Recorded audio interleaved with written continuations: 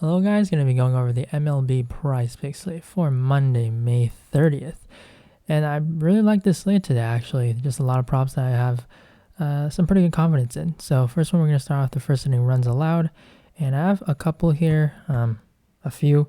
The first one, this is a lock, Cubs and Brewers, game one. Remember, they do have a doubleheader, and the prop that I do like is game one. This game, it is going to be two rookies pitching for these teams. It is again a doubleheader, so they do some call-ups with just the roster moves, and the two pitchers going are going to be Ethan Small and Matt Swarmer.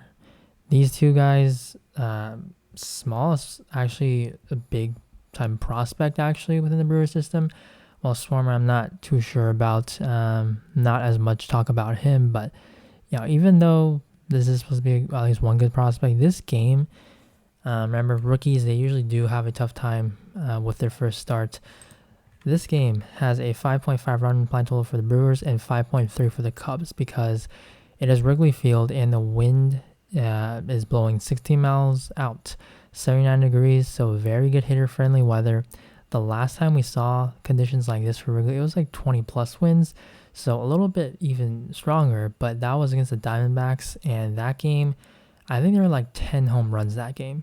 So this matters a lot, and that's why I think when you factor in the pitchers, they're really not anything great. Like the Brewers, we're so accustomed to seeing Corbin Burns or Brandon Woodruff, Freddie Peralta.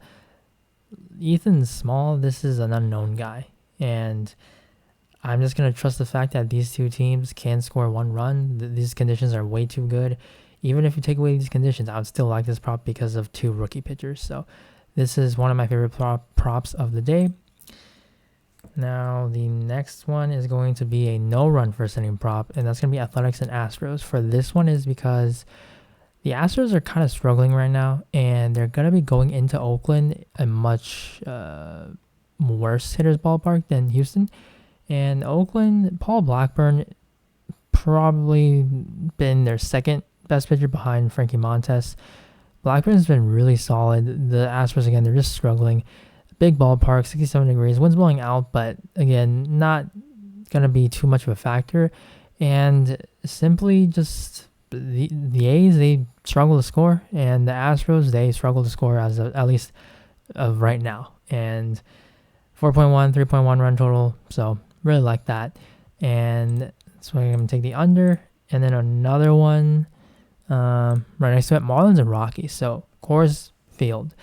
We got a Coors series here. Actually for this week, so probably going to see a lot of overs from the Rockies and their opponents. And first one's going to be an over on this one. And it's Pablo Lopez, so a very good pitcher, but we've seen great pitchers struggle in Coors. That's just how it goes for Coors Field. And then the Rockies are pitching Ryan Felter, who I think the Marlins are going to be able to at least score off of him. So that's what I'm taking over. Most of the time, I'm just going to be taking overs for Coors Field games, unless it's like two aces. And Ryan Feltner is definitely not an ace. So taking the over on this one. And then strikeouts, this is a lock for me. Dylan Bundy at 4.5 against the Tigers. So the Tigers, they rank 7th in strikeout rate against right-handed pitching. That's 24.5%, but the difference between second, 7th, it's 0.7. So easily, Tigers are going to be one of the most strikeout-prone teams. They have a very low WRC+. Dylan Bundy, he's been actually, if you look at his numbers overall, that's not going to really be that great with a 4.54 ERA, but all of these numbers, they look pretty solid. His strikeout rate, it's good enough, 21.7% this year. And then you factor in the Tigers, how strikeout prone they are. That's why I think this number should probably be at 5. And that's just how the Tigers lineup is. They strike out a ton. Javier Baez, basically a free strikeout at least every game. And bottom of the order, just a lot of guys that are going to be easy opponents for Bundy. And then the next one, this is also a lock for me. Aaron Ashby at 4 strikeouts, taking the over on this as well. And going to pull up Ashby's stats here. He is going game 2, and the winds are still going to be blowing out, so that is the concern. But the good thing about this is that he's going to be going game 2, and you have a rookie going game 1. And usually when these doubleheaders games go, you're going to probably want your starter to go deeper into the game just because you can save the bullpen for the other game. But I think because they have a rookie in game 1 in Small, he's probably not going to be able to eat up a lot of innings. And with how that game is going to be high scoring, I think Small probably gives you maybe a max 5. I don't even think he can reach that. And then you're going to have to use that bullpen to cover the rest of the game. So I think because they're probably going to be using their bullpen a ton in the first game, they're going to give Aaron Ashby a longer leash. And then looking at Ashby, his K rate, 72 percentile. This is a very good matchup. The Cubs strike out a lot. He allows a low hard hit rate. Hopefully, he should be able to stay in the game. And his expected ERA pretty much lines up with his ERA. And then the walks, they're definitely a little bit concerning, 13.5. Cubs do have some guys that do walk, like Suzuki, but he's actually hurt, so we don't know about his stats. Contreras does walk. But again, lefties, Cubs, strikeout rate, I think they're towards the middle, 15, right in the middle, 22.1. But again, the difference, the separation is very close among all these teams. And just you have a pitcher that does strike out a lot of guys. Hopefully he can go at least 5 innings, I think. If he goes 5, I think he can hit. And because of the circumstances around a doubleheader going game 2, needing to preserve the bullpen, I think he can go probably 5.2, probably pitch the longest he has been all year. So I really like this one. 4.5, probably not going to be a lock for me then, but at least for the Forest because you can get that push. And on to pitching outs. So I have one here. That's going to be David Peterson, under 17.5. And under because the Nationals, they're just a tough team. Like I took Kyle Freeland against the Nationals. That was a K prop today. Worked out. Only got 2 Ks when it is at 4.5 for the line. The Nationals, they just don't strike out. 17.5%. They walk kind of at a good high rate. WRC plus, nothing special. But David Peterson, not someone that really, stands out like ace material. Far from it, and I don't think he can reach 6 innings. So that's why I'm going to go with the under on this one. And then I have a pitching fantasy score prop, and that's going to be Framber Valdez. So I think you can definitely pair this right with the no run for setting for this game.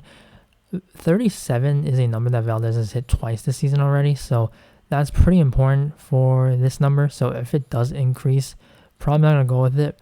But Valdez is a very solid pitcher who has an extremely high ground ball rate. And you look at the A's, if you want to take a 5.5 K prop with them, I think it's fine. They strike out at a high enough rate.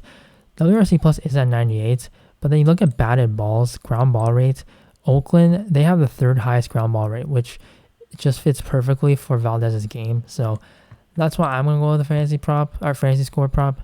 And just, I think you can at least go 6, so you do get that quality start. I think it's going to be hard for the A's to score 4 runs on Valdez, and it's only a 3.1 run total implied for the A's. So I think a quality start is in play, should be able to get a good amount of strikeouts as well, and probably in line for the win. So that's why I'm taking the fantasy score prop. And then now on to hitting. So talking about the game for the doubleheader, the game 1 here, and that's where a lot of these props are going to be. Suzuki, I will play him. I actually did put some entries in for him already, but at worst, it's a DMP. And what I found was that he could have possibly pinch hit on Sunday. So we don't know if he's going to play today. They're playing a doubleheader, so maybe he plays only one of these. But I mean, I definitely want him if he's going to be starting. So righty-lefty matchup, he should be able to. He walks at a high rate. Ethan Small has had some walk problems, control issues. So him, Contreras, I would prefer Contreras, but yeah, like 6-point projections. If these guys are in the lineup, 8.5, 5.5, I love all the Cubs. Yelich I love as well at 7.5 against the rookie for the Cubs. So in this game, as long as Suzuki is playing, I'll take him. But at least we are going to be able to get Contreras and Happ. Hopefully Contreras, because catchers, they don't play both games of the doubleheader. But he's DH in 4 games this season, so that's another possibility that the Cubs could use to get his bat in, DH him one of these games. So I really do like both, all of these dudes from this game. So I would say those are actually my favorite props, again, with the weather. So the next, actually fantasy score, that's it. for me, because these other guys, I think total bases probably are the better way to go. And the first one's going to be Garrett Cooper at 1.5. Targeting cores. Garrett Cooper, he's been playing really well this season. His numbers, the real numbers, don't really reflect what he's been doing, his contact and everything. So I like the 1.5. Ryan Feltner, just not someone that I really think is good. Numbers aren't great, and huge ballpark upgrade for these Marlins. So really like the over for this one. And then the Dodgers, 1.5 for Betts and Freeman. Gonna take those guys because their projections, I think it's 8.5.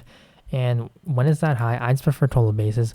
Like, sure, Betts can get it because he has speed. He can steal a base if he's walking or hitting a single and he doesn't get another hit that game. But I want a 1.5 total base prop for a guy who was just absolutely on fire right now. Taking on Zach Thompson. They're going to be playing in Dodger Stadium, so much better for a right-handed hitter because Pittsburgh does suppress right-handed power.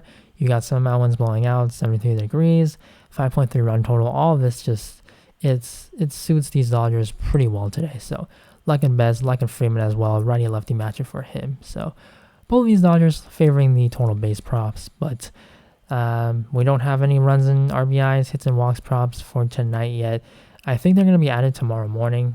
It is a holiday weekend, so if they're going to be added tomorrow morning, then I'm just going to tweet them out. I'm actually going to be tweeting my plays, everything that I've gone through with who's a lock, but the locks are going to be a lot from the Brewers and Cubs game. Remember, game 1, and that's going to be these yes runs first inning for Cubs and Brewers, and then Yelich, Suzuki if he plays, Contreras and Happ. Absolutely love them. And then Bundy and Ashby for the strikeouts. Remember, Ashby is going game 2. So that's the lone prop. That is a game 2 for the Cubs and Brewers doubleheader for Monday. So that's it for the breakdown today. Thank you guys for the support. Hopefully we can keep it going for today. And yeah, good luck on the slate, and I'll see you in the next video. Bye.